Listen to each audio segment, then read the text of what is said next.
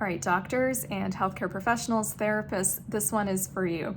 I'm Dr. Nishi, integrative psychiatrist and sleep physician. So yesterday I shared my personal story about having too much caffeine and how it prevented me from falling asleep and what I did about it.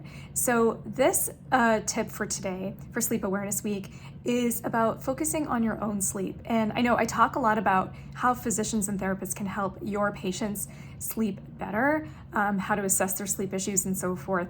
But we also need to focus on our own sleep. And as healthcare professionals, we often put sleep on the back burner because we've got lots of things to do. And of course, in a residency training, sleep is not a priority. So I recommend just starting by noticing how you feel with your sleep quality. So if you've slept better, if you've had a little bit more sleep, how does that make you feel? How do you feel emotionally? Are you more snappy, less snappy at your partner? What are your levels of concentration like, your ability to get your charts done, and this kind of stuff. Also notice how caffeine affects you. Does it affect your ability to fall asleep? Does it cause any anxiety?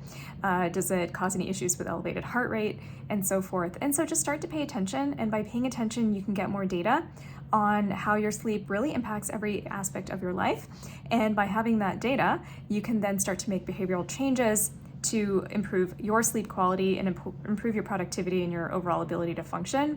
And it's also really interesting to notice how these things affect you, because then you're better able to guide your patients authentically as they're navigating their own sleep. So that's it for today. Follow me for more sleep tips if you are a healthcare practitioner.